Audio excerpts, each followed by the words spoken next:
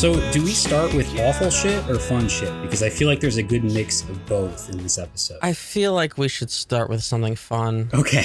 Just because. Mm-hmm. And I don't know, maybe it depends on your definition of fun, right? Sure. Because I don't know, I got a suicide cult. Like, do we want to do that first, or do we want to do me complaining about an RPG? Like, what do we want to? I mean, you mentioned a suicide cult. You have to talk about it.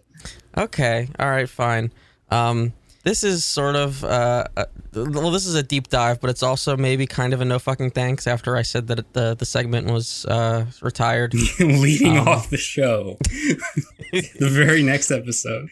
Well, okay, so it's barely about crypto NFTs, but the Jodorowsky Dune thing, which I thought was done and dusted, came back into the news only because one of the leaders of the project stepped away from it. It's hard to believe that it's still even a project, because they were outed for racism, and I'm gonna editorialize here. It's pretty extreme racism, homophobia, and also child grooming. So, what a trifecta. So that's real fun. Yeah. So this is what we consider fun in the year 2022. Wait until we get into the awful shit, because. Oh man. Okay. Continue. So one of the groups of their fucking the DAO, which I think I explained briefly, it's basically the organization structure that they set up that they claim is autonomous, and it's just their bullshit shell of a company that they use to manage these crypto projects. They claim it's some kind of fancy tech thing, and it's not. It's just a group of dipshits. So one of the co-founders of the Dune project, which if you didn't hear us talk about that, or you don't remember, it's these guys bid I think it was it like $3 million? Sure. So, some obscene amount of money on a copy of the Jodorowsky Dune sort of production Bible for the potential Jodorowsky version of the Dune adaptation, thinking that they could turn it into some kind of crypto project, which is completely misunderstanding anything that has to do with copyright law. And also, the Jodorowsky Dune book itself was available already for free online, so it was doomed from the start. So apparently they were still doing something or other. So one of these co-founders, who was with the project going under the name of Charlie or Charlotte Fang, or maybe Fong, I don't know. They were also working with an NFT project called Milady. And there is a Twitter thread that sort of broke down all of their basically their entire internet past. They were talking about Milady on Red Scare last week. Oh, really? They were, yeah. Huh. The dude that I was telling you about, who's like, he owns a fake galaxy. Yeah. He had something to do with Milady. I mean, they brought up a lot of terms that I've never heard of, and by the end of the episode still didn't really understand. So I don't know why I'm surprised, but so this Charlotte person previously went by the name Mia, and they had an old blog about how they talked about how black people shouldn't vote, homosexuality is a disease, killing Jewish people, women have to be tamed, just the worst things you could say. Yes. And they also had another account called Sonia, and in that account they would brag about having a, quote, harem of minors, and here that they talk about mind controlling e-girl slave harems. We really shouldn't have billed this as the fun segment. It really that was such a mistake. Yeah. Jesus Christ. Sorry. And some of their stuff doesn't even make sense. Like, y'all never just gender shred Zoomers in an ironic groom cult? What? Insecure, vulnerable teens are easily gaslit if it gives them a vessel to project their self-hate. And so they have another project or maybe Remilia is the maybe the group behind that the other project that was the Milady thing. Yeah, there's just way too much here. So what is the involvement with the Dune guy? This person that's saying all this is one of the people involved in the Dune. Oh, okay. They just have all these accounts and aliases that they would use to do and say all this shit. Are they pretending to be different people, or is it just like known? I guess it's just alt accounts and stuff that they would use like throughout the years. I don't know how. Like this one's from 2019. You know, and this account is like also drawing like the connections to like this one. Two members that are supposed to lead Milady after Charlotte stepped down. And then this appears in the source code of a Lane and Aryan themed website, along with Mia equals Charlotte. And so we'll get to the Lane stuff in a second because that's pretty crucial here, and I definitely want to talk about it. So I could go into more details about like I really don't want to keep repeating the gross shit this person did. Yeah, but there's a lot. There's sure. a fucking lot. Yeah, we could kind of just leave it at that, right? Yeah, but they also had an account on a quote Lane and suicide themed server called Soma, and in here this Twitter thread denotes that it's a Lane and Nazi website, and they had an account here, and the website, this screenshot from it has a picture of Lane from the anime, and it says, "Welcome to the fucking suicide cult. We off ourselves next Tuesday. Bring your own Kool-Aid in a costume." So there's also references to them being involved with basically what was another suicide cult called System Space, and System Space was another either a cult or a creepypasta or just a weirdo art project that also used the iconography of Lane and Serial Experiments Lane.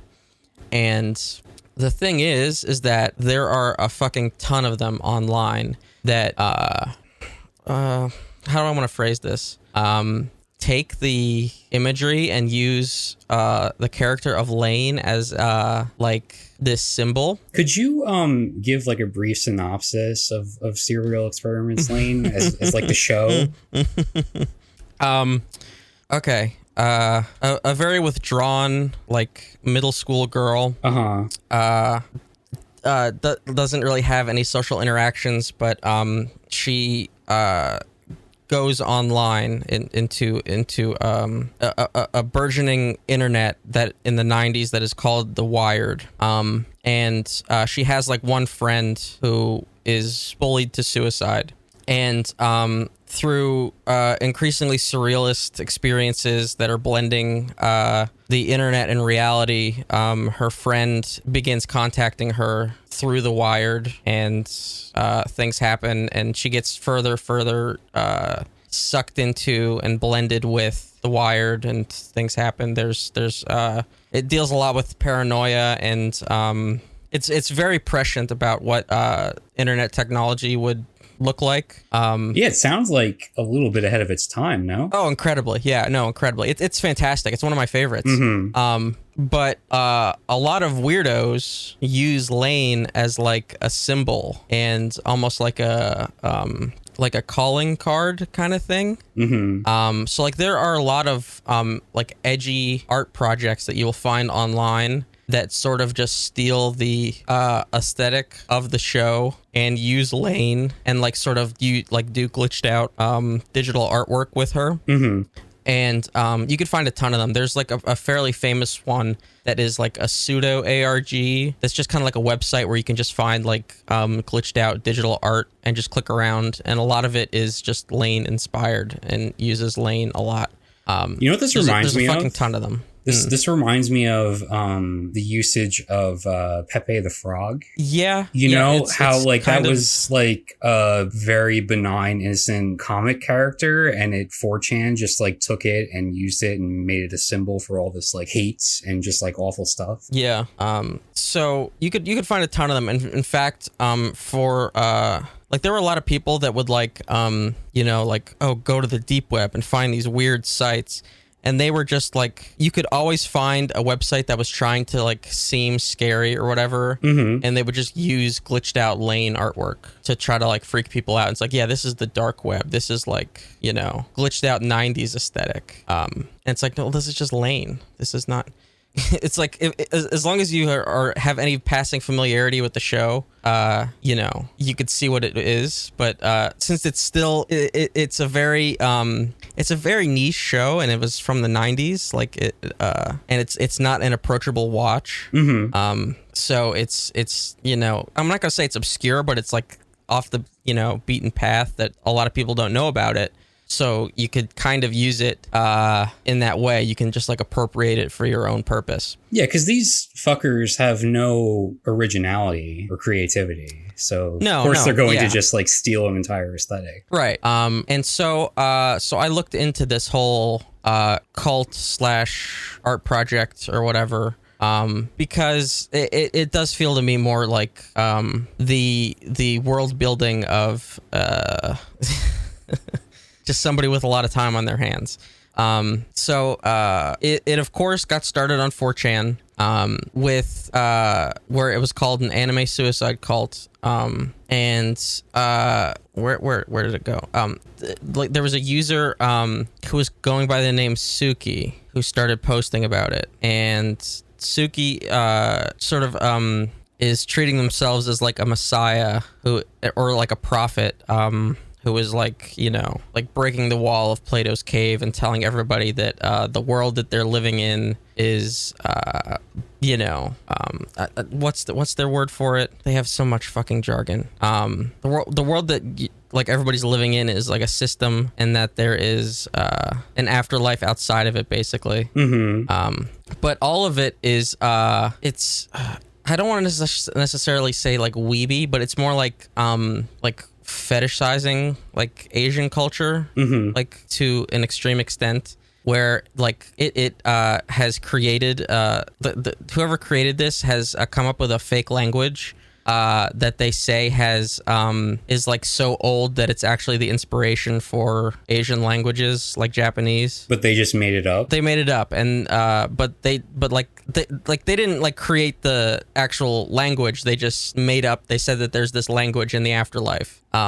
Because on they have a GitHub, which is normally where you use to post like code and programs and things like that. But since they're doing this whole cyberpunk tech aesthetic, I guess that's where they posted it. And it is a gigantic FAQ, basically. It's gigantic. Like the GitHub here says, it's 7,000 lines of text.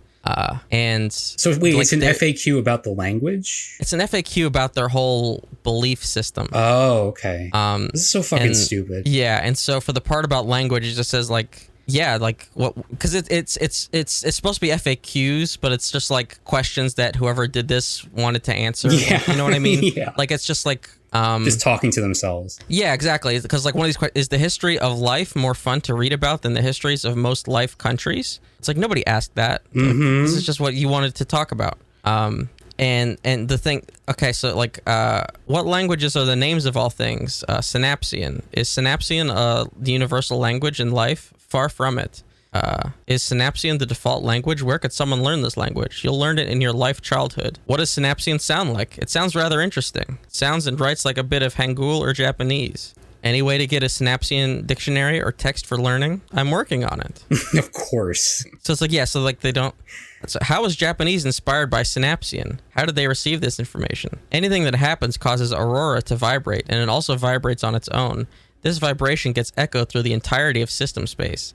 As such, Aurora and other systems may resonate. We call this auroric interference. They're claiming that their bullshit language was the precursor to most Asian languages. So this is no issues there whatsoever. Yeah. Oh God. So wait, is this wrapping back around to the Jodorowsky thing, or are we just like onto something completely different? We're onto something completely different. Okay. Because I went down this fucking rabbit hole. Yeah, this is just like a fucking pit of just filth, and I don't know what, like, oh, I just hate all of this. Anyway, continue. Sorry. Does life use cryptocurrency? Oh God. Well, it's not a crypto, but it is decentralized, although systems often have their own currencies. How does Sen have value if everything is a simulation? Sen has value the same way any crypto has value. It is scarce and not creatable outside its protocol. What is the current inflation rate of Sen? I'm no economist, but as far as I know, it's stable. This was 2017, by the way, that this was created. But we've heard a lot of these terms. So they create. So life is a simulation, and also the afterlife is a simulation. But the afterlife is your cyberpunk tech anime utopia of your dreams, and all you have to do to get there is die. Now, is this just like role playing or like world building, or is this person actually like believe all this stuff? It feels like somebody was just world building, and like the community that they were near just happened to be 4chan, which is, you know what I mean? So that's where they like tried to share it. And like so they also have like a website, which I think at this point is just mirrored since it's like, you know, 5 years old at this point. But it does have a link like of a doomsday thing. So the website says this system is about to be purged. System space, the construct to which all systems, including your system life, belongs to, has run out of Aurora due to extreme use by the system life. The system will be removed during the upgrade to System Space 2.0. We request that you leave this system. This can be done by signing up before the time of unlink. But then they say this does not require you to kill yourself. You simply need to die from any cause after the deadline. We in charge of this process would like for you to live long and happy lives before this. I wonder if they just got some blowback from the whole, oh, it sounds like you want everybody to kill yourself. Do we know if this is like actually affected anybody in the real world in any sort of negative way? Like, yeah, one person killed themselves. God damn it. Okay. Shit. Yeah, I don't want to go into that. I think it was a 17-year-old at the very least. I don't want to go into the details of their story though, but yeah, one person did kill themselves over this. And so then it was revealed that this Suki, who was the one that was posting all this and seemed to have been the one to make all this up at minimum, or at least start it, was a 16-year-old from the Netherlands. So it seems like, to me, it just seems like world building that went a little too far, the way that everything on fucking 4chan does. Yeah, so I guess like it found the wrong community. Yeah, and because this was probably the community that he fucking raised himself on. Is this, like, I haven't seen it, but from what you described, is this not sort of in line with the type of thing that Serial Experiments Lane was kind of warning against? Yeah. Yeah, right? When it comes to the internet? Yeah, completely. Yeah. It's just another instance of completely missing the point of any media. The media literacy is just terrible. But again, Lane is a very, very complex show, especially for anime. It's very surreal, but still, like, you can at least glean that from it. But it's very much not wow, cool 90s cyberpunk. That is not it. That is not what the show is. Right. And so, like, on the front, there is a picture of Lane, like, on this website, behind, like, or in front of a background of, you know, like, this washed out cyberpunk city. And so then I was like, oh, there's a copyright page at the bottom. I want to see what that's about. Maybe, like, give some information about the people that made this, or, you know, something. But then it just says, this site may contain copyrighted material, the use of which has not always been specifically authorized by the copyright owner. We're making such material available in an effort to advance understanding of the Suki project, system space, and related materials. We believe this constitutes a fair use of any such copyrighted materials as provided for Section 107 of the U.S. Copyright Law. No. No.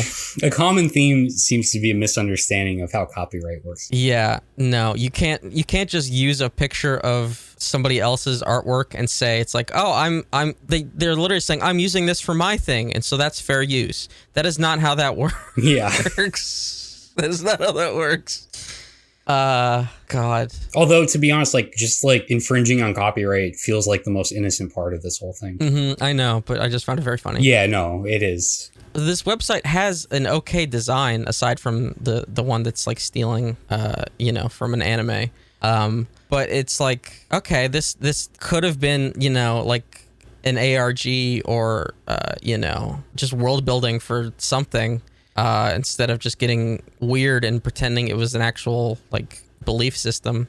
Like you could have like built like a tabletop role-playing game with this. Like there's like organizations, and they said something about a magic system. Yeah, how does magic work in LFE? Like, like like it almost seems like some kind of like tabletop system, but without any actual gameplay to it. So it's like, I don't know, just the wrong fucking audience. So that's what I was looking into after I saw the Dune story. Man. And the connection is that this awful racist person that was doing the Dune shit was previously involved in the Lane cult. So of course. Yeah, you fall into some scary rabbit holes. Can we stay in like a dark headspace and talk about something else shitty? Sure. Because I do want to discuss what is happening to Amber Heard. Okay. Yeah. Because this trial's been going on for a number of weeks now, right? Unfortunately, I do know that. Yeah, and I was kind of avoiding it, and honestly, this is part of the problem.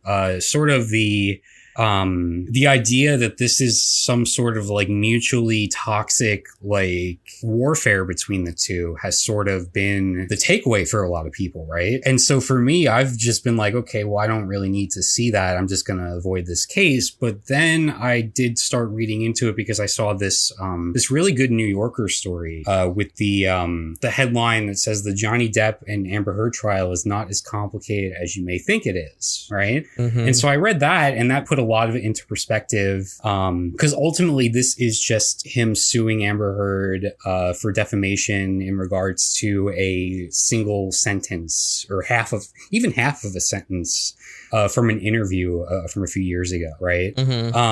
So yeah, it turns out this trial is not some mutual thing. It's really a case of Depp gaslighting on a global scale here, and the public has really, for the most part, gotten behind him, and Amber Heard has been under attack from just like all over the place on the internet and in the media. And when you actually look at the details of like what's come out in this trial, so I'm gonna read a bit from this New Yorker story. So there are texts that came out sent by Johnny Depp. This was from before he married Amber Heard, in which he calls her, quote, a worthless hooker, jokes about how he'll, again, quote, smack the ugly C word around, and at one point shares a brainstorm with the actor Paul Bettany, and he says, let's drown her before we burn her. I will fuck her burnt corpse afterwards to make sure she's dead. Jesus Christ. There's more. I just hate reading that aloud, but that's some of the stuff that's come out. And like, so the paragraph ends here with the author saying, Depp, to review, is the plaintiff in this defamation trial and the one who most of social media is rooting for. Yeah, like there's also the case where there's this defense attorney, Laura Uretzian. She asked a question along the lines of like, if you were being abused by Johnny Depp, why would you stay with your alleged abuser? Which is like something that has been talked about in regards to domestic violence for years and years. That was the defense? Yeah, that's what this article said. This was a defense attorney. It's very strange. Like, and like the real thing here is the public backlash towards Amber, right? Yeah. To me, this is like she is taking all of this backlash to Me Too, right? Because Me Too happened, almost 6 years ago at this point. And so now we're seeing all of these people who hate the Me Too movement and are taking it out on Amber Heard. Yeah. Because it's crazy to me how this has turned into a spectacle. Like this case, like the fact that it's being shown publicly, the fact that you open any website and it's there. I open Twitter and there's a live stream of it in the corner every single day. There are YouTube creators and Twitch streamers who pivoted away from whatever game they stream, and they went primarily to making like anti-Amber Heard content because they gained viewership from it. I know. It's insane. It's insane. There was 14 streamers I were watching that like moved to that, and I was like, okay, all right, bye. Like, I don't want to see this. But this is what Johnny Depp wanted. No, completely. That was the strategy. And he also lucked in to the fact that, like you said, this anti-Me Too backlash has got fucking cash behind it. This is going to sound like, Russian bot conspiracy, but I forget where I read it, that there are anti-Me Too movements were paying to have propaganda accounts, pro-Depp propaganda accounts, spread this shit online. Yeah, there's a conservative site called The Daily Wire, and they spend tens of thousands of dollars to promote that anti-Heard content on social media. Yeah. And like, this has been going on for several years. This has been happening since before this trial even. If you were to mention either of the two involved, Heard or Depp, you would get swarmed with like Depp stan accounts, Justice for Johnny bullshit. And this has been going on for several years now. Basically since that UK trial where he was... that wasn't a criminal case, so I don't know if found guilty is the right term, but he was found to have abused her. Like that was a settled case, which is also being lost in all of this. There was a settled case where it was found that he did abuse her, like that is done and dusted. And that's not what's like being appealed or anything. This is like a wholly separate thing. And it's like that never fucking happened. But like it's been going on for years now with these stan accounts that would just attack anybody that mentioned either of the two and like beat you into submission, into like acquiescing support for Depp. There's one statistic that this New Yorker story mentions in particular that's quite stunning, which is the hashtag Justice for Johnny Depp. Yeah, has surpassed on TikTok 10 billion views. Christ alive. Yeah. Well, how much of it is that thing, like you said, where if something's trending, like everybody just puts it in their video so people see it? Sure, although that is usually very benign stuff like, Pepsi ads or something, and it's not something as like divisive, I guess, as Justice for Johnny Depp. Like that's a statement, Yeah. I feel like a lot of people with just thinking about that for a second would reconsider just like passively adding that to their video. I mean, you're probably right. That does account, I'm sure, for a good amount of it. But Christ, like it's just like a staggering number.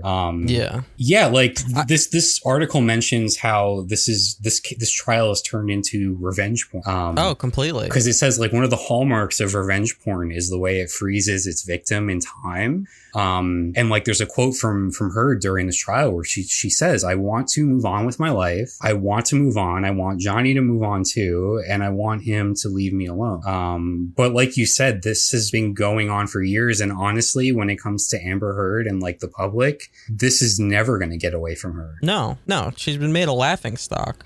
Yeah, no, literally, because on TikTok, there are, it's become like a meme or a trend. There's footage of her crying during her testimony that people are just like laughing at and turning into like jokes and memes on TikTok. It's insanity. Yeah, like I've been trying to stay away from all of this, but like I couldn't avoid the tissue fucking thing. The conspiracies that she was snorting coke on the stand from a tissue. Just the absolute most batshit things you've ever seen. People are saying. Yeah, it's why like people will dismiss those the texts I read before from Depp, like these very clear cut things that came directly from his mouth, and yet on the flip side they will make up the most wild shit when it comes to Amber Heard. Like it's all just so twisted and backwards. I've just been like so disgusted by it because like this is like you know, I mean it's different, but it's also sort of like Monica Lewinsky, or it's like you know, to a degree it's like Winona Ryder in the 90s. Like there's just like a woman becomes a target of the public, and it's like, oh, this is almost like the virtual, like the internet age's version of like stoning somebody in a town square. Yeah, it's Britney Spears shaving her head. Totally. It's whatever the target of the time is. Yeah. And like it's disheartening too, because it, you know, you could speak about the effectiveness of the Me Too movement and what kind of impact it had or didn't have, but like we're just a number of years removed and we're seeing this like this display here that it just goes against all of it. And it's going so insane that anybody that shows a modicum of, I don't know, support or whatever for her, and it's turned into everything is turned into fucking team sports, and it's so gross. It's so gross. But like I don't even mean like public support. Like I mean, like I saw that Jason Momoa was backing her for like continue the role in Aquaman 2. And James Wan too, the director. Yeah. Because the execs didn't want her to be in the next film. Yeah. And so they're getting, you know, publicly blasted from these Depp stands. And it's like, they know this person. Like, this is not your team sports. This is not your spectacle. Like, it's so bizarre. And doesn't that case with the with Warner Bros and the Aquaman thing, I mean, isn't that verging on like blacklisting territory, where it's gotten to the point where it's really going to start affecting like what types of opportunities she can get like in the industry, if there's talk about like execs wanting to kick her off of the Aquaman franchise, you know? Yeah, seems like it. Then of course the Depp people would argue that he was kicked off that fucking Harry Potter movie, but it's like, well, at the time it was proven that he abused her. So yeah, it's wild. It's wild, and it sucks because this isn't a case of like some community, a coordinated like community attack, right? Like you see the far right coming together and sort of attacking some public figure for one reason or another, right? But like the diversity of support for Johnny Depp and the amount of it is just like so disturbing. Yeah. You have actual Johnny Depp fans that turned into stans. You have regular old misogynists that, you know, and men's rights activists that, you know, the woman's lying no matter what. Then you just have regular people that are sucked into the propaganda of it. It's crazy. It's the regular people. That's what bums me out the most, because like you would expect it from those other people, right? But like you said, the propaganda aspect of it and how effective that has been for Johnny Depp is just like, man. The one thing that drives me nuts is to have people like just call him Johnny. Yeah, like they fucking know him. Like they fucking know him.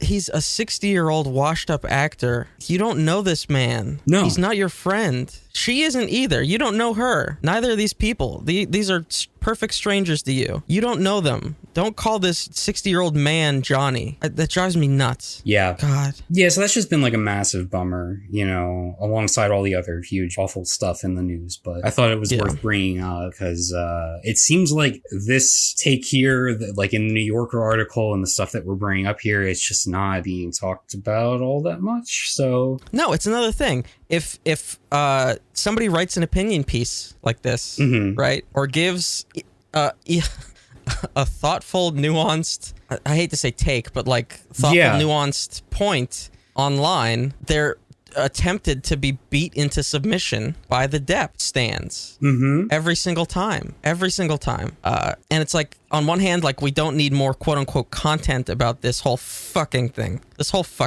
But it's just this tidal wave of, just backlash. And it's crazy. It's sad because, like, you know, like we said, this is fed into directly what he wanted. But really, if you look at it, if you take a step back and you actually look at what's been said and the evidence and everything that has come out in this trial, there's so much awful shit that Johnny Depp has said and done that's come out during this trial, this defamation case that he started, that should be the story, right? This should have backfired on him tremendously. But I guess it is that propaganda machine that wins out in the end. Yeah. But yeah.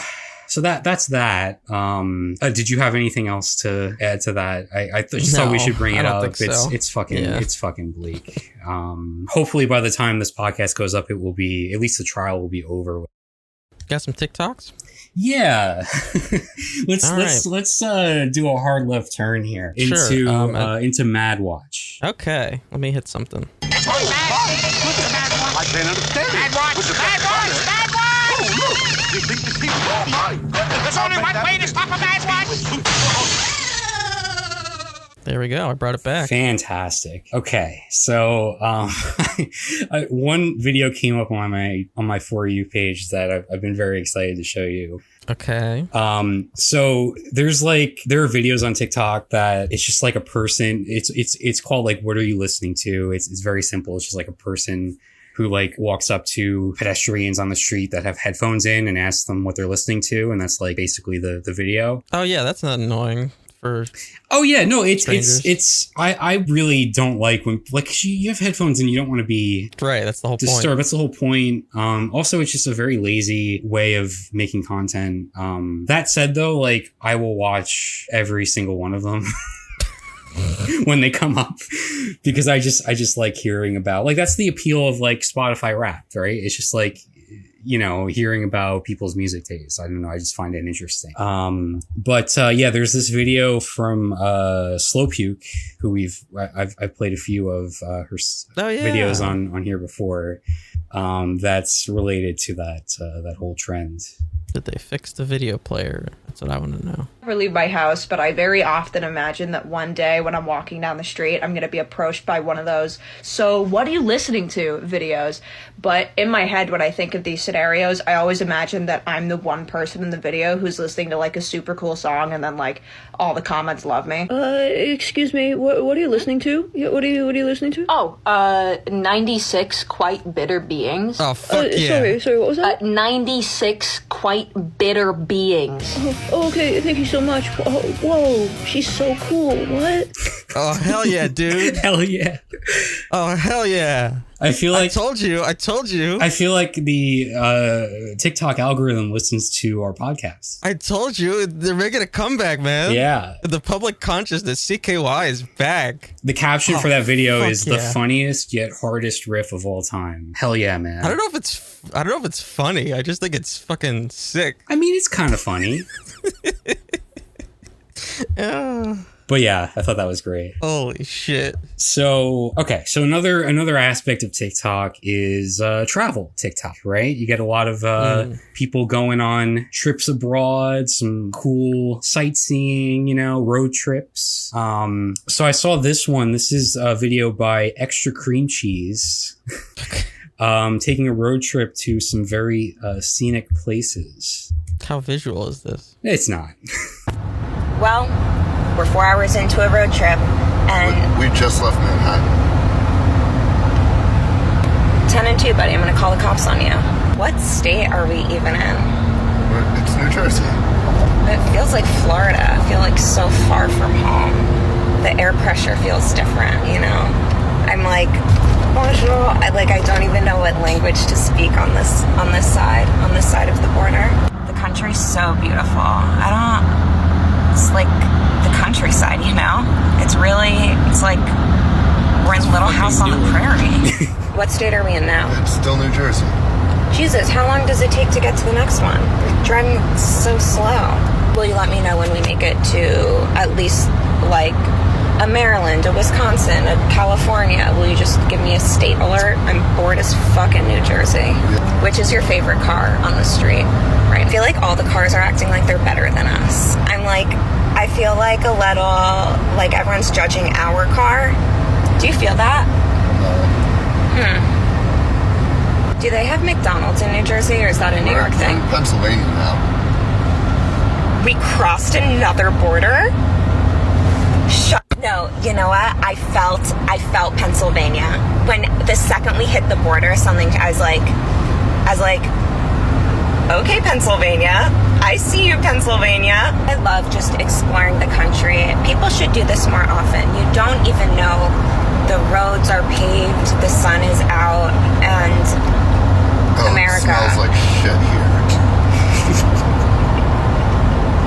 Yeah, I could tell they were in the fucking middle of Pennsylvania at that point. Yeah.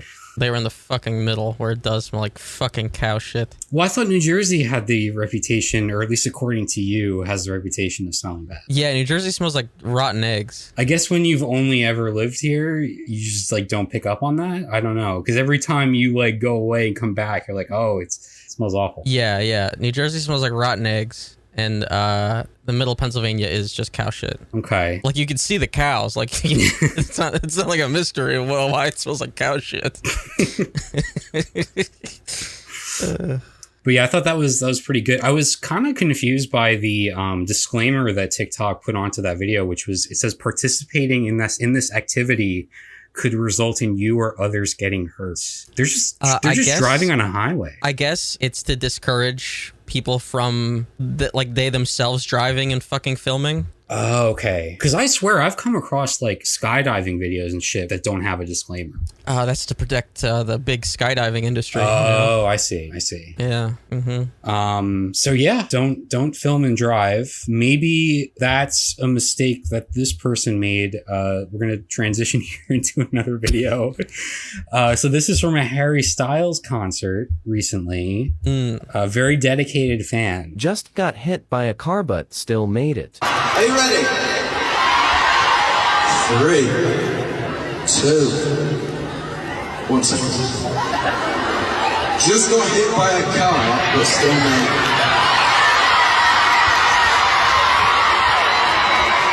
When you say just got hit by a car, how recent?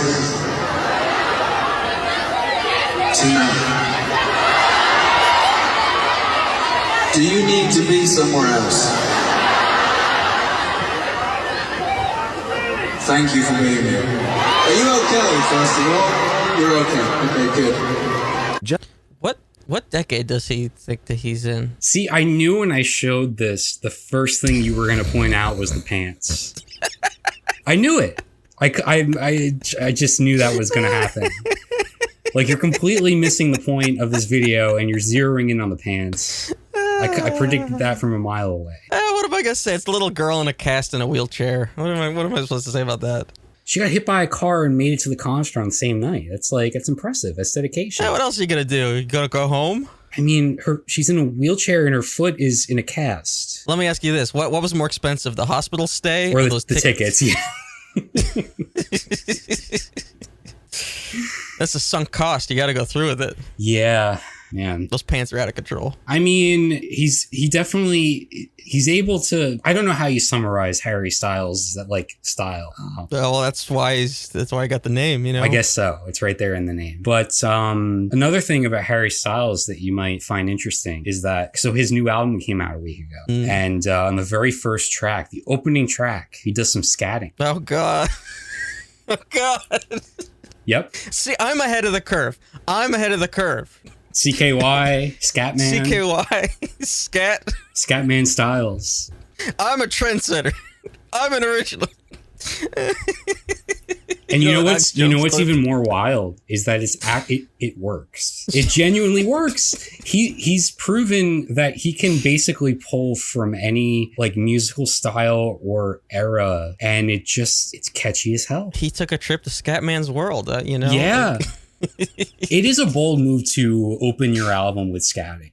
Yeah, especially when your demographic is what, like 13? I would say closer to 30, to be honest. Really? Yeah, because he's got those former One Direction fans who were teenagers like when we were teenagers. And so he's like, I'm sure his demographic is probably like mid-20s to 30s. Huh. I mean, he's immensely popular, like just across the board. But yeah, I think that's kind of where his fan base is at its height, I guess. I don't know what the demographic for those pants are, though. I mean, look, I'm not going to hate. He seems to be able to pull off anything. He wore a dress to the Met Gala. Hey, I don't know anything about the dress. I'm just talking about these pants. He's breaking down society's gender norms when it comes to clothing, and I think that's pretty cool. So just big old 1970s pants, the suspenders. I don't know. Yeah, they are suspenders. I think that's worth pointing out too. Yeah.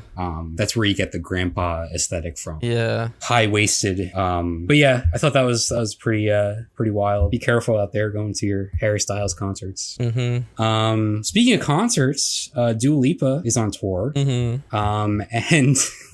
while the fans were waiting outside one of her recent shows, she had an inadvertent hype man out there in form of a religious protester.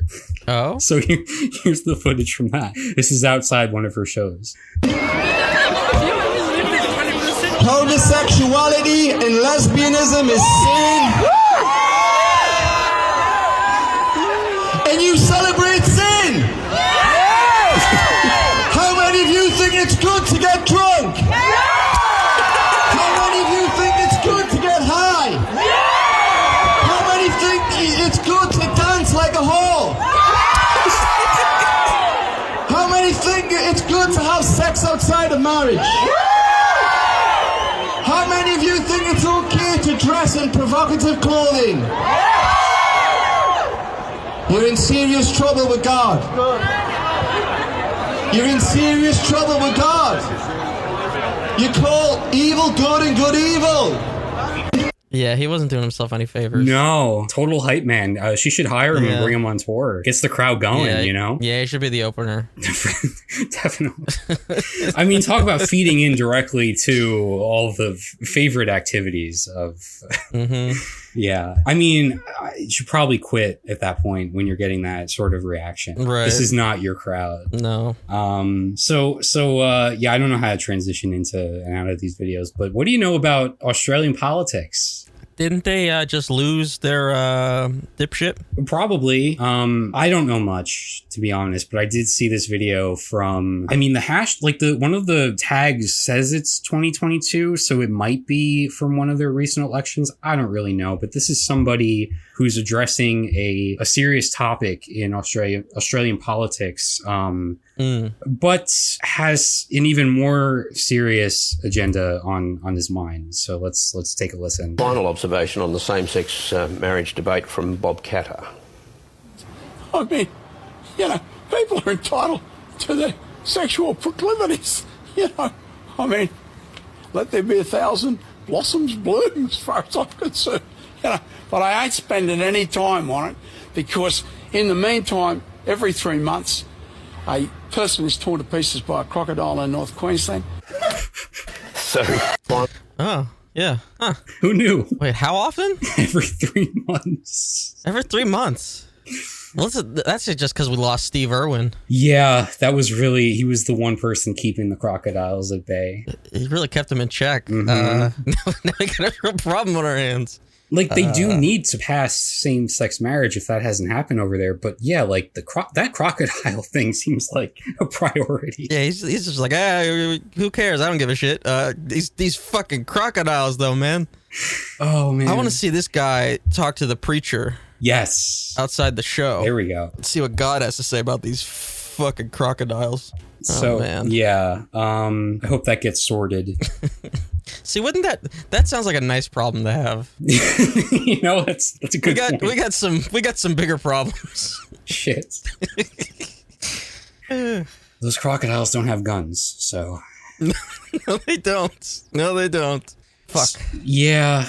So lastly here, none of the previous videos matter because we're all just living in a simulation, okay? That's what the lane people are saying. Right, but here we have some hard evidence of that. And this comes from TikTok user Daphne Berry, who's really on the case here. I'm interested to hear what you have to say about this, what you think. People literally come up to me every single day and they say, but how do you know we're in a simulation? I'll tell you. Cars and buses. You're telling me that a bus that can seat 2 people and 2 people, have an aisle running down the middle and a stairwell going up the top, fits in the same lane as my tiny car that I can touch the other side of the door if I wanted to? That's just good coding by the simulation. That's how I know. That's all the proof that you need. Cars and buses. What? You don't get it? So like the width of a bus, right? Where you can seat usually up to like 4 people, right? Sitting next to each other with two people. You have 2 people, then an aisle, and then 2 people on the other side, right? And then you compare that with like a Prius, where you can essentially like reach over and touch the other side of the car. And both of those vehicles take up the same space in a lane. They don't take up the same space. They both fit in a lane. Right. They both fit in a lane. But they don't take up the same space. They fit like perfectly in the driving lane. They both fit, but they don't take up the same space. A bus is not as wide as a car. I don't know. What do you mean you don't know? You've never been behind a bus? This is some compelling evidence here, I think. I feel like the behind a school bus even? The wheels of a bus, aside from going round and round, one wheel is at the line, the middle line, and the other wheel is at the solid line. Same thing with a car. The middle line. Well, the line that splits the road in half. I don't know how to describe it. The divider? The divider. And for a car, it's the same thing. They're like the same width. Okay, starters, buses have 2 sets of wheels. Mm-hmm. So there you go. It's already wider. So that actually proves the point even further. How are they taking up the same amount of space They're not. in a lane? They both fit in the lane. Mm-hmm. They're not taking up the same space. But the thing is, with a car, a smaller car, there isn't enough room in a lane compared to a bus to account for all that extra space. Yes, there is. I don't think so. I don't think you've ever driven behind a bus. I've been in a bus. I've driven behind a bus, in front of a bus. You know that like you have room in a lane in a car to like maneuver. Not much. You've never like say somebody's turning left. Yeah. And you want to go around them. Mm-hmm. Usually you have to either they're moving over to the right a bit to let you go, or you're encroaching onto the other side of the road. Okay, let me ask you this: can a bus do that? Sure. No, the bus can't get around. I mean, I've seen some buses make some bold decisions on the road. The bus has got to wait for a person to turn left. All right, we're talking about buses. All right, so what about a fucking FedEx truck? Mm-hmm. Here's a better example. Screw the lanes. You park on your street. Mm-hmm. You fit on the side of the street without having to have another car maneuver around you. Sure. In the process of daily traffic. Yeah. If the FedEx truck, whenever they're dropping off a package, parks on the street, mm-hmm. everybody's got to go around them. Well, yeah, but that's just like a temporary parking spot. Like, so when it comes to the coding, they didn't account for that because like. But they fit in the lane still. That's what I'm saying. Is that how can cars and buses and FedEx trucks all fit in the same lane? Because the lane is fine. The lane is big enough. But I feel like when I'm driving a small car, I'm still taking up most of that lane. That's just your perception, then. Maybe. Or maybe it's the coding of the simulation. Oh. I don't know. This one stuck with me a bit. It's a thinker. Okay. It really changes your perspective of why the do world. trucks need additional mirrors to see who the fuck is behind them? Oh, because they're long. Wider. They're longer, right? You're talking about like 18-wheelers and stuff. It's because they have to look farther back. It's because whenever somebody's too close behind them, mm-hmm. it's so they can see them. No, it's because they're wider. No, it's because they're longer. There's no limit to how far back a mirror can see. It's the angle. Well, there's evidence going in both directions. Much like a 2-lane street. We should mention that participating in this activity could cause you or others harm. So that's true. I don't know. We'll just have to leave that to. We'll have to agree to disagree here. We'll have to leave that to science. Yes. Or to the cultists when they break out of the simulation. Should we do a little Moogle? Oh, okay. I wasn't expecting another one of these so quickly because you just started a game up last week. Yeah, I want to talk about some things. Okay.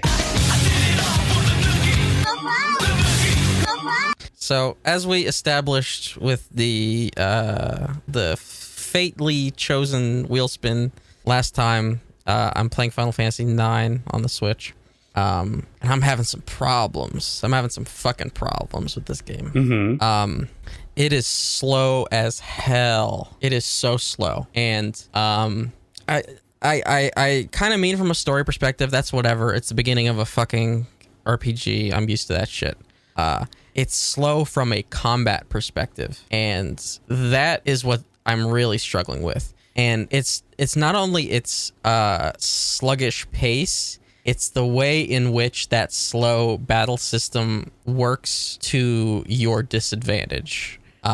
So Final Fantasy IX has the active time battle system that was present in most of the Final Fantasy games up until 9, or I guess up until 10, rather. And it's very similar to the active time battle in the PlayStation games, so 7, 8, and 9. The difference here is that in comparison to 7 and 8, it's slow as fuck. It is so goddamn slow. So like, did you play a little bit of 7 Remake? Mm-hmm. Okay, so you know the active time battle. So like, you have each character has a bar that fills up, and whenever their bar is full, you can select an action for them to do. Yeah. So that's how active time battle works. In the older Final Fantasy games, like the PlayStation games, it creates more of a turn-based feel because you can't do anything in between those turns. You have to actually wait for the bar to fill up in order to do literally anything. Mm-hmm. And there's an option in Remake that sort of makes it kind of like that, but it's not as good. Yeah, it's not quite the same. So that's the basic system. 7 and 8 are much faster. This one, not only does it take forever for the bar to finish up, it takes forever for characters' actions to go through. Their animations are slow, and just doing actions are slow. So an issue I have is that, well, for starters, you can't see enemy ATB. This is an issue I have with all of these games, is that you can't see enemy ATB. So you don't know when an enemy is going to attack, and you can't plan accordingly. Mm-hmm. It's kind of just something you have to deal with. So in the older games, since you are getting ATB faster, you could at least adjust to whatever an enemy did. Here, I'm basically stuck in, like I've told my entire party what I want them to do, and I'm waiting for all of their animations to queue out. And so the way this looks is like, it's like I have one person set to attack. I have another person set to pop a potion. I have another person set to cast a fire spell. And then I have the fourth person set to attack, mm-hmm. right? Is that 4? I think so. See, okay. I am listening to you, but at the same time, I'm concerned that I sound very stupid after that whole car lane thing. But continue. So like I have four abilities set to queue. But while like I'm basically waiting for these animations to go out, and I'm like watching. I can't do anything. I'm just watching this unfold. Mm-hmm. I have a boss enemy that is able to take 2 or 3 turns basically in that time. So one guy attacks, and then a boss attacks, and now one of those people that is supposed to be doing something next is now dead. And so then somebody else pops a potion, but the potion that they're supposed to put on somebody, they're dead, so they put it on themselves. And they didn't need that potion. Mm-hmm. And so now the boss attacks again, and now somebody else is dead. And I can't react to what's happening in battle because everything is just too clunky and slow. And it's really fucking frustrating. And this might be a case of me being under-leveled, but it really doesn't seem like I should be. Mostly because there hasn't been like an opportunity to grind, really. Like so far the game has been very on rails, and there's only been like a couple dungeons, and like unless I was just running in circles in those dungeons, like the encounter rate hasn't been very high. And so I've just been doing battles as like I've explored around, and I've tried to explore areas as fully as I can, and then everything else has been a very scripted battle.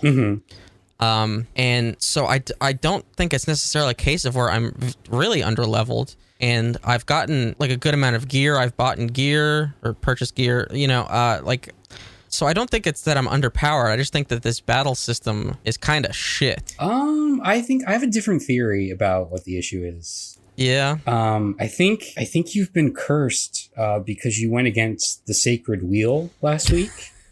And so now you're just doomed to not enjoy any RPGs that you play from this point on. Yeah. Or it could just be the battle system. One of the two, I'm sure. So it really feels like the deck is stacked against you, where even reviving your party. And I went back and I looked at gameplay footage on YouTube of Final Fantasy VIII, because I was like, 8, which is the most recent of these older Final Fantasies I played, I was like, 8 did not feel like this. Am I crazy? 8 did not feel like this. And I was right, it didn't. ATB was much faster. And the other thing, it's like, okay, so like people are dying left and right for me in Final Fantasy IX. And so like whenever I go to revive them, they're reviving with barely any HP. And this is another thing I fucking hate about these games, but this one in particular is especially bad. And it's another way that I really wish to fuck you could see enemy ATB. And it's a way that you're not on the same playing field as your enemies. And I don't like when games do this. And it's why SMT is like the most primo perfect system. Yeah, we get it. Well, because everything you can do, your enemy can do. Right. And vice versa. Except for fucking like Demon Eye, but that's a different story. So like if I go to revive somebody, they come back with barely any HP, which means I then need somebody else to either heal them or throw a potion on them or something. Because they're just get gonna, their HP up. just gonna die again. They're gonna die. But since the queuing system is so slow, I have to wait for everybody else's animations to play out. Like I might have somebody else's attack that I queued in already from before in there, and you can't cancel anything once you send out a command. And you can't like wait either for like ATB or somebody to fill up, because everything is animation locked. So like I can't sit there and wait for somebody's ATB to fill and wait for somebody to res, because it won't. I just can't do that. So even though the turns are progressing and this is somebody I just revived, the boss could then automatically target that person that just revived, even though behind the scenes the enemy ATB should have been going up and they should have already been locked on to like somebody else, because they shouldn't have been targeting somebody that wasn't alive. Do you know what I mean? Yeah. I mean, this is going to sound like an obvious thing, but like what difficulty level are you playing on? These games don't have difficulty levels. Oh, they don't levels. have them? Okay. No. Like you're just playing Final Fantasy IX. Wow. These older games don't have difficulties. So then you're out of luck. So the other thing is that since these are kind of quasi remasters, there are cheats. So there is I can increase the battle speed. The issue is that it's then too fast. It's more of a fast forward than a battle speed increase, because there actually is a battle speed increase in the regular game settings, like the original game settings. It doesn't do dick. It doesn't do anything. It's still too slow. But I can do like the fast forward, but then it's too fast. That's basically for whenever you're just like grinding on enemies that you're gonna basically one shot, just to speed things up. You've got a regular old Goldilocks problem on your hands here. Pretty much. The other thing is that it's called like Battle Helper or something or whatever. And what this basically does is while it's on, any damage you take is automatically healed and you are put into trance mode. Like your trance is automatically filled, which is basically the game's LB. And so you can just keep using LB on enemies and you can't take damage really. So you're invincible. And like that's not fun. Are you in it more for the battle system and gameplay or the storytelling? I'm in it for like whenever both, I play these right? games, I'm in it for both. Yeah, I'm in it to play the game. So that like it's not really fun for me if I'm just like mindlessly going through slaughtering everything I see. Like I want the experience of leveling up, like getting new abilities, like playing the fucking RPG. Right. But the like this so like this battle system is so fucking slow. Even getting like, because I tried that mode because I was like, well, how does it work in relation to the other like cheat systems that like the other games have? Like these are remastered versions. Even this one is fucking slower because the way the game works is whenever you get trance, it plays a little animation for that character. And so whenever you hit the cheat button, your whole party gets trance. So it plays the animation for every single party member in a row. And so that takes, I don't know, 20 seconds whenever you're using this mode so you can get through battles quicker. Yeah. Another problem is that, and this is even for random encounters, battles take a long time it's either loading in or to play the like battle starting animations. It's about, I want to say like maybe 8 to 10 seconds. Which adds up. Which adds up, especially like the random encounters. Bosses, whatever, I don't care. And I say bosses because most of this game so far has been scripted encounters with bosses and maybe like mini bosses, I guess. Like story encounters, basically. But there has been one instance of like where you're in the open field, and so I've had random encounters, and then in the dungeons. So it plays an animation where the camera swings around and shows you the entire party and the enemy. And that takes like 10 seconds, and you can't skip it. You can't. I tried every single fucking button, and then I looked online. It's like, yeah, this is just how the game is. In the settings, you can turn off that animation. What does that do? It gives you a black screen for the exact duration of time that animation would take. Yeah, a lot of these sound like things that you would expect if it's a remaster of sorts. These are like the quality of life things that you would want changed, right? Right, and they weren't. I think because this was like the first of these remasters that they did for these PlayStation games. From like, I don't know, 2012 maybe. And then it was just eventually ported to the Switch. Right. Because like even these stupid cheats takes 2 or 3 button presses to activate. Whereas like in Final Fantasy VIII, if I wanted the speed up, it was just, I would hit like R1 and I could speed through battles, you know? And here I have to open the cheat menu, hit the cheat I want, and then like confirm it in the middle of battle if I wanted to do that. Right. So it's just very slow. It's very clunky. And like on the whole, I don't even necessarily know if I'm enjoying the game yet. Like like in terms of story, because like aside from the battle system or whatever, like it's just Final Fantasy IX was meant to be like, as it was going to be the last PlayStation game, like Final Fantasy. So it's a return to the sort of feeling of the, at the time, old school Final Fantasies, which were the Nintendo games. Sure. The Nintendo Final Fantasies. So it's a return to the high fantasy. There's a lot more comedy and levity to it. I actually really enjoyed the opening. It opens with like this sort of like heist on a play.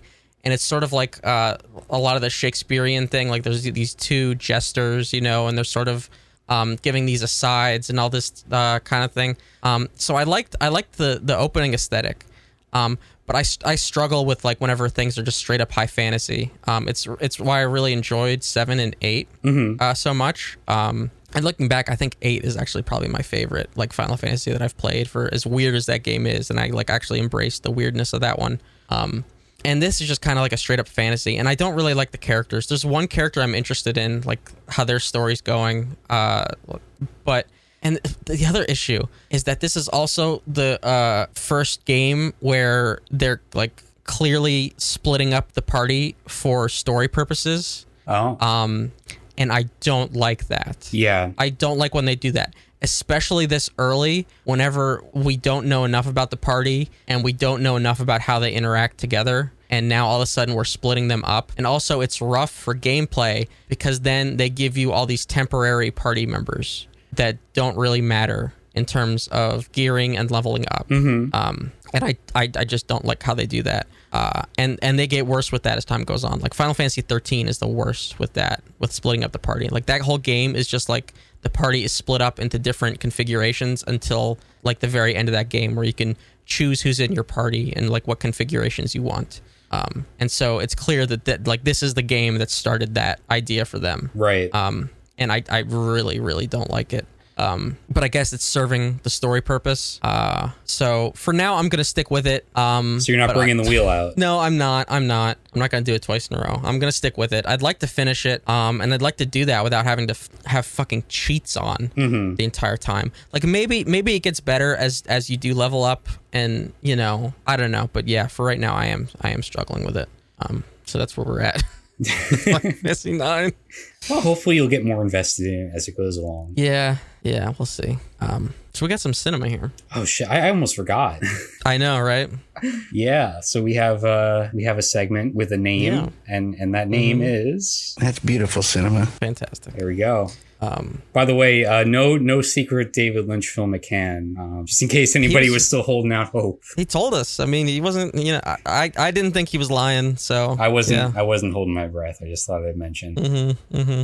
But yeah, you want to introduce this week's film? Yeah, so we watched Duel by Riley Stearns, starring Karen Gillan and Karen Gillan and Aaron Paul and some other people that I forget their names. But yeah, this was the latest from an interesting filmmaker who, I mean, this movie's pretty much in line with his other work.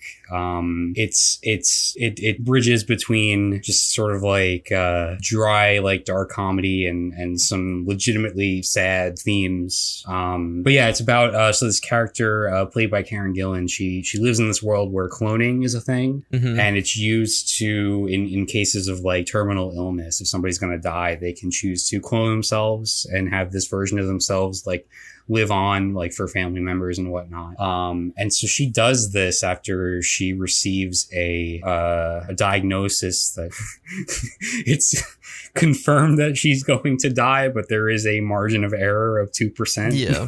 Which I thought was a pretty good bit. But yeah, so she goes through with this procedure and she has a clone of herself. And of course things take a turn from there. Yeah, there's this whole gladiator type sporting event that's like televised. It's called the Duel, and it's in cases where the clone needs to be like decommissioned. Maybe that person is no longer going to die or whatever the circumstances, but for whatever reason the law doesn't allow the clone and the original to live on like in society. Because I think the lawyer says, well, there can't be two of you. That would be ridiculous. That would be ridiculous. Yeah, that's the legal terminology.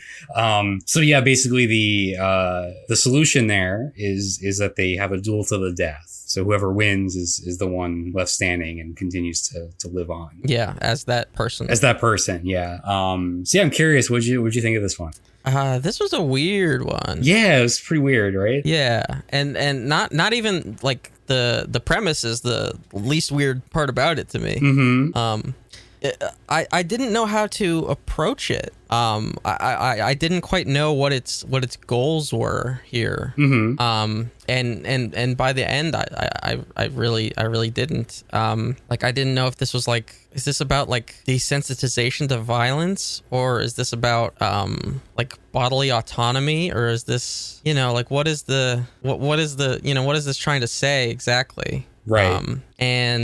I didn't quite get a read on Karen Gillan's character at all, like through the entire thing. Yeah. And this is her, like her original, because we don't really get much of the clone. No, we don't.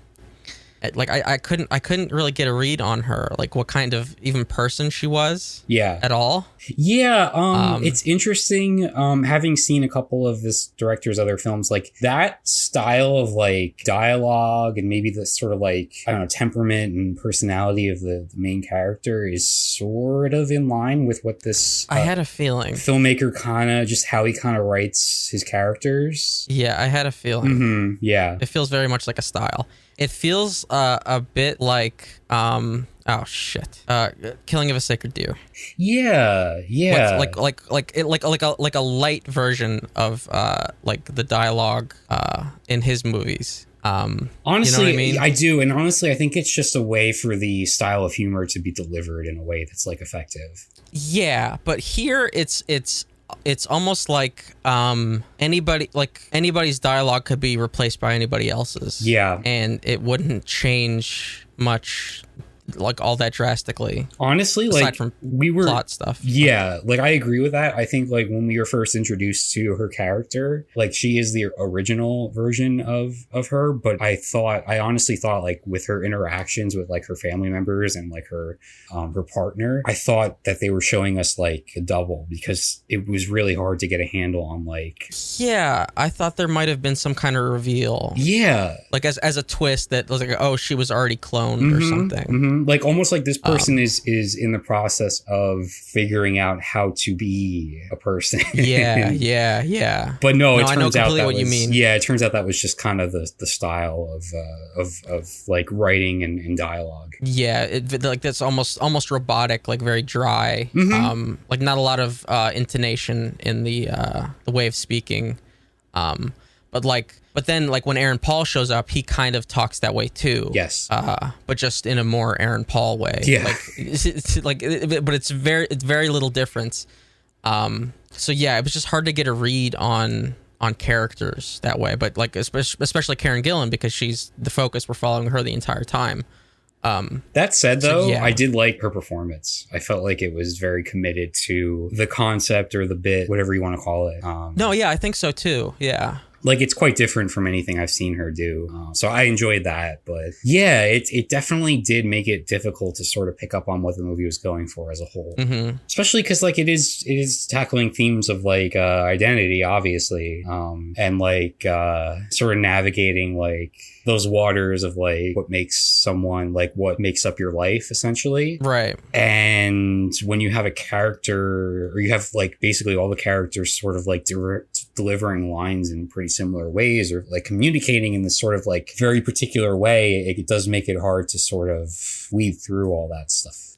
Yeah, because so the way this like whole cloning thing works is that the clone is just a clone of you like biologically, and it doesn't contain any of your memories or anything like that. And so what it has to do is it has to live with you until you die, like soaking up all of your, like everything that you teach it about yourself. And so the movie is obviously trying to say is that like it can't replace you in the same exact way, no matter what you attempt to teach it. And so in the instance of her clone, she asks like what her favorite foods are and all that stuff, and like the clone sort of rejects even that, and sort of develops her own personality and like likes and dislikes and preferences and things like that, like preferences for clothes and etc.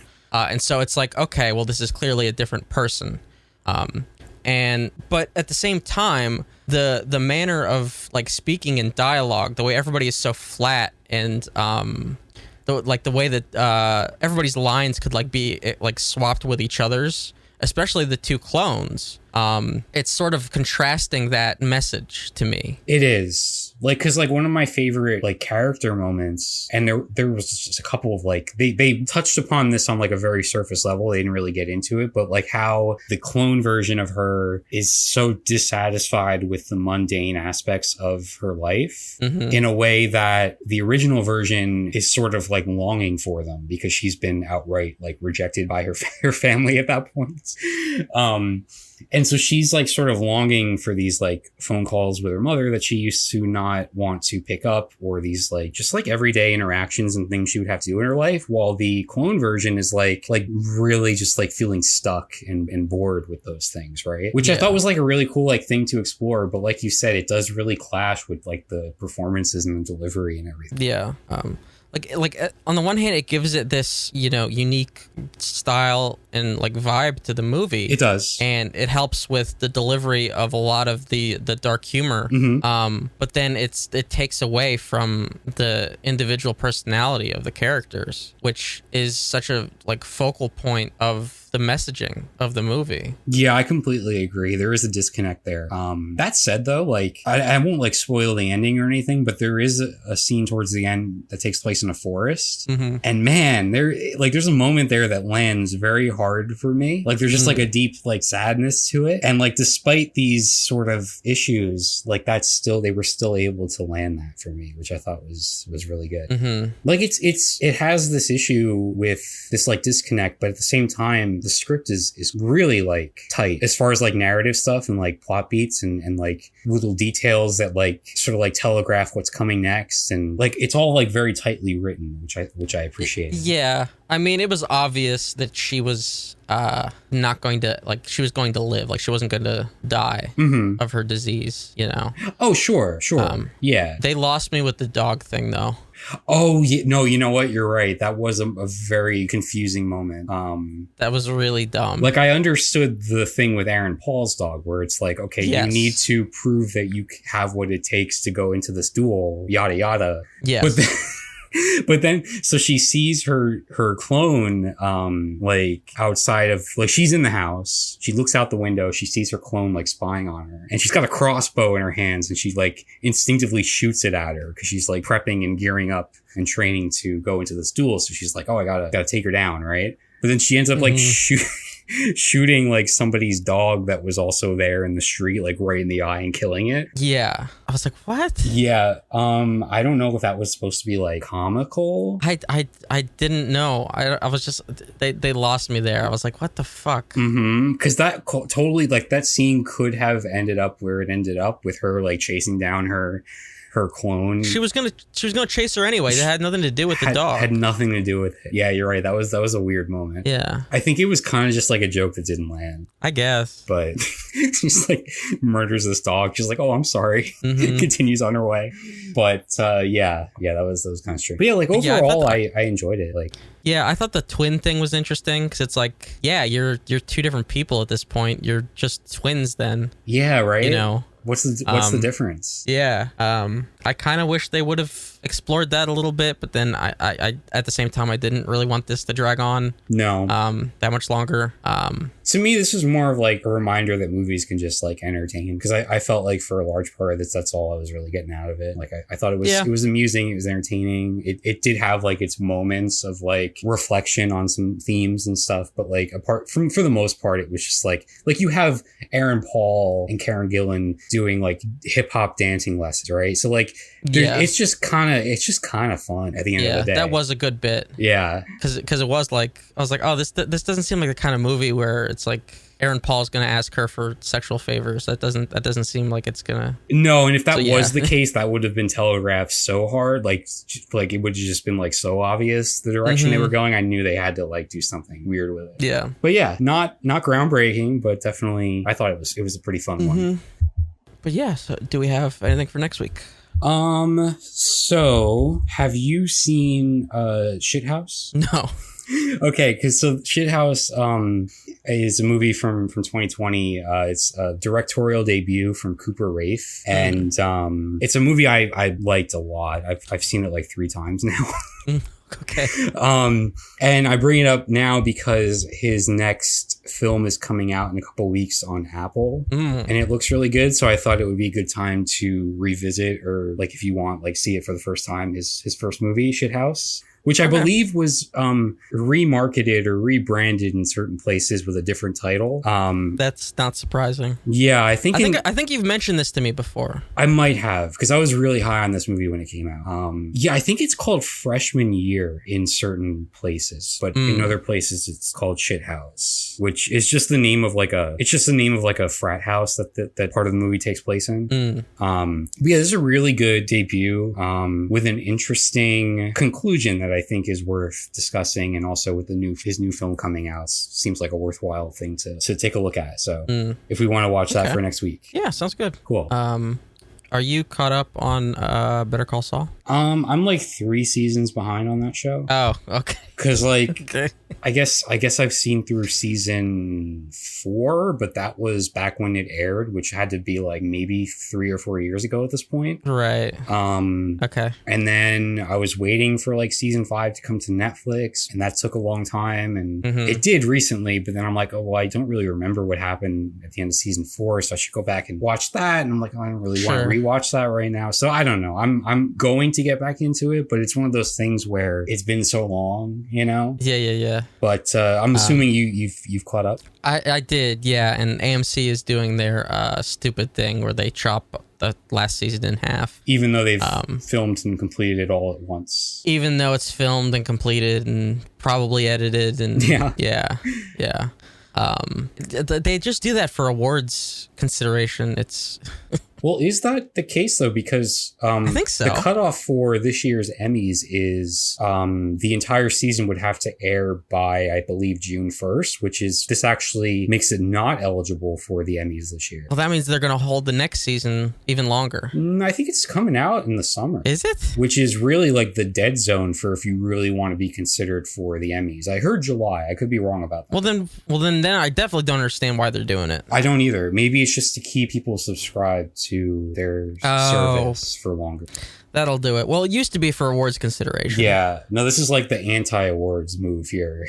Yeah, because that was definitely the case for Breaking Bad and Mad Men. Mm-hmm. No, one of the shows, it was out of necessity. Whatever show first started this for AMC, I think it was Mad Men. I think right? it was, or was it Breaking Bad? I think it was Breaking Bad. That was out of like necessity in terms of like production and filming, right? Yeah, and then they realized that they got the double dip with awards. Ah, there you go. Yeah. Oh, I wonder if they can consider... No, right? They can't consider this first half of season 6 for the Emmys this year and the second half for next year, right? I figured that's what they were doing. Well, that wouldn't be fair, but who knows? Or also, who cares?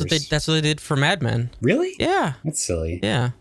Meanwhile, did the final season of Mad Men even end up getting anything? I can't remember. I would have to guess yes, because the Emmys love that show. That's true. But anyway, yeah. So I won't get into it too much. Mm-hmm.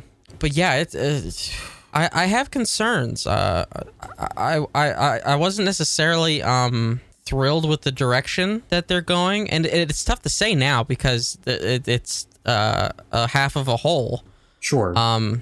But the way that this half of a season was structured really just makes me feel like they've missed the shit out of Breaking Bad. Mm-hmm. That was always the fear with the series. Yeah, and I think in between they did that movie, the super unnecessary, mediocre. What was it?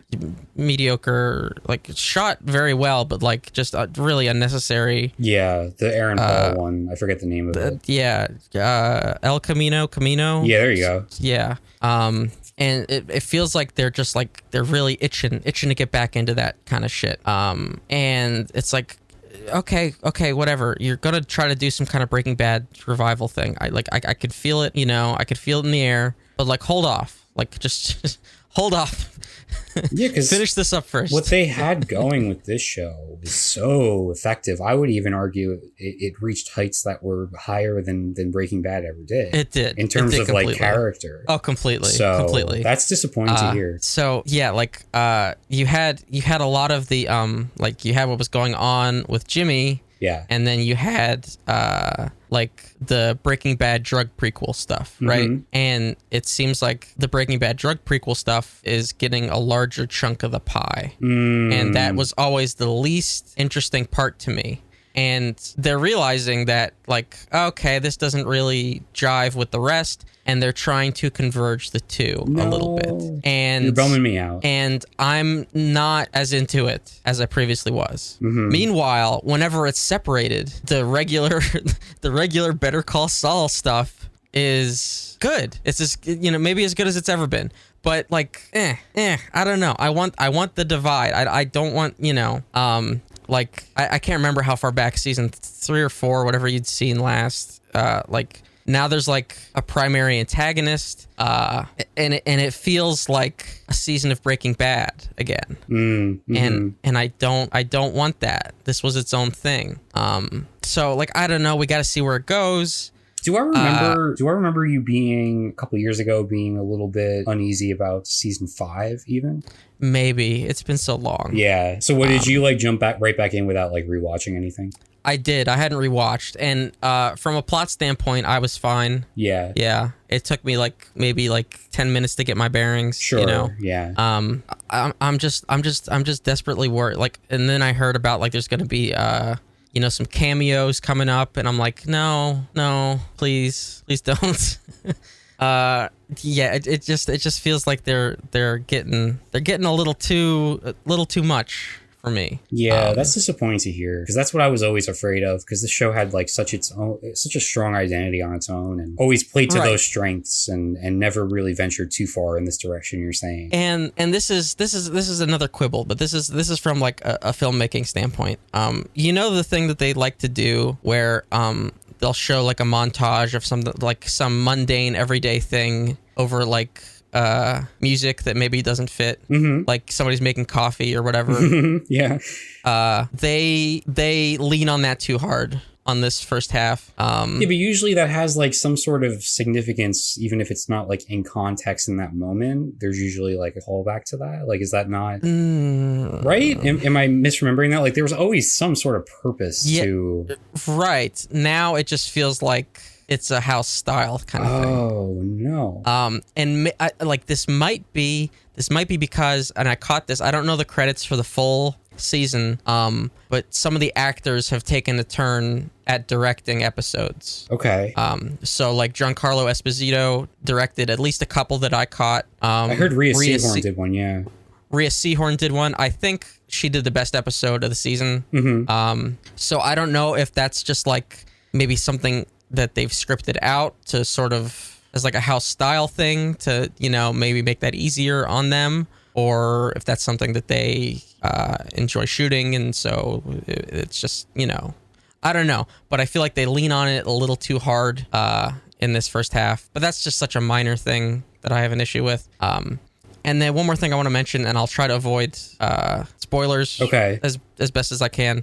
But you know how in the last season of Game of Thrones, everybody was kind of like, oh well, where did that come from with Dany? Sure. I feel like I get a light version of that. So basically, a character taking a turn that isn't developed very well.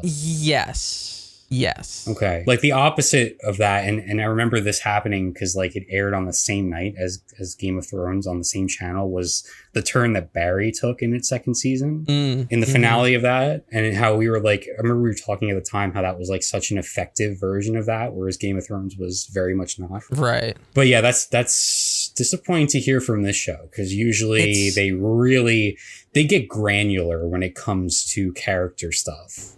And it's not as drastic. Okay. And maybe this is me like having the gap from the previous season. Okay. But it still feels like a bit of a jump.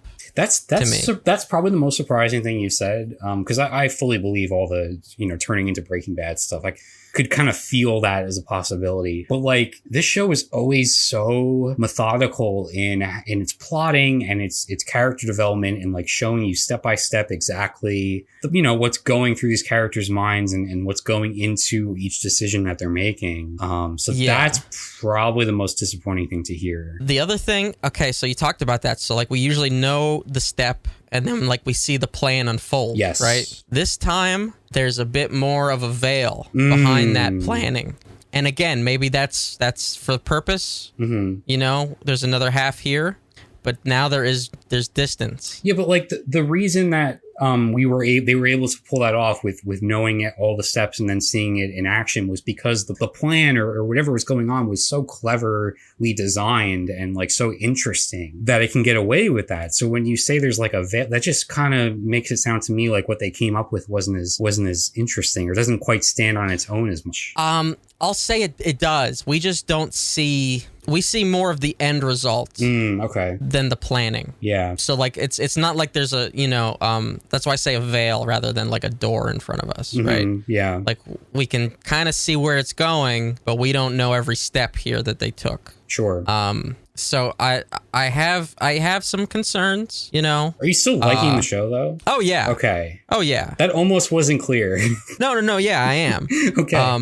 You just have like such expectations for it. Right. This was the best written show on TV for years. Yeah. So you just say that because you haven't seen The Americans, but that's okay. I've tried so many times, but I'm just being annoying. That's just another conversation. Like, and that's why I tried to like this is a light version of the Game of Thrones thing. That is like such a heavy comparison to make, you know? Yeah, because like with Game of Thrones, there were so many factors that went into why that didn't work that I feel are very specific to that show, to Game of Thrones. This is just like the closest parallel I can draw, especially as this is like reaching the finish line. Right. And again, like I said, maybe I have too much distance from the previous season. Maybe if I go and rewatch that, it'll feel like a better transition. But as I was watching this, it felt like a bit of a jump. A bit of a jump. Okay. We're not full blown burning down a city with a dragon, kind of unprovoked. Yeah. But a bit of a jump. So yeah, those are basically my spoiler-free thoughts. And I have in the notes here a Better Call Saul infection. And that was because in the household here, Better Call Saul was currently going on 3 different screens in the house, all at different points. Yeah, that's funny. Because my brother was catching up. I had started the season late, and so I was catching up on the current season. And then my parents were caught up and were like ahead and were watching like the latest stuff. But like at once, because I went to go to the bathroom or something, and I heard the fucking, theme song play, and then I went downstairs, and then I heard it again, and then it went up. Oh my god! Press played on my episode. It's amazing. It was ridiculous. So yeah. Yeah, I might try and catch up before it returns, because I think it is probably worthwhile to watch the very final episodes week to week. So yeah, I'll try and do that. Yeah. Although I will say, you know what I'm about to be doing right now, in trying to keep up with the latest and greatest in TV. I'm going to be watching Hannibal. Oh. Yeah. Figured I'd finally dive into that about a decade later, or however long it's been. Yeah. I don't know if I ever watched the final season. Oh, yeah? Yeah, because it had been... They, dicked around with that schedule for that show so much. And then I think the final season... Was it, streaming only or something weird? Maybe. Or, it came, a couple years later or something. I don't remember. Was it even written to be the final season? Probably not, right? No, I think it might have been. Oh. Because the ratings were terrible, and they kept dicking it around in the schedule. Yeah, network TV can really do a disservice to shows that aren't performing before they outright cancel them. Yeah. And that was such a show that was how did they possibly get this on network TV? Yeah. From the beginning. Yeah. Just the amount of blood alone. Yeah, I was always curious to see how that final season played out. But yeah, I'm also curious. I'm gonna check that out because I've always meant to, and it's always been one I've wanted to get to. I'm I'll finally just jump into it. I think it's on Netflix now. Yeah, I'm curious to see how you take that. I've never seen Silence of the Lambs. I remember there being visual references, but you don't. It's it happens before Silence of the Lambs. Sure. Technically, so you don't need to have seen it. Yeah. Silence of the Lambs is very good. So yeah, I'm very curious to see how you take that. Yeah, I'll get into it. I'll give an update. Nice. Yeah. We are past our 2-hour mark. Yes, we are. Do you want to talk about guns briefly or no? Or not guns, police and guns, both of them? I feel like it wouldn't be brief. Is the problem. Okay.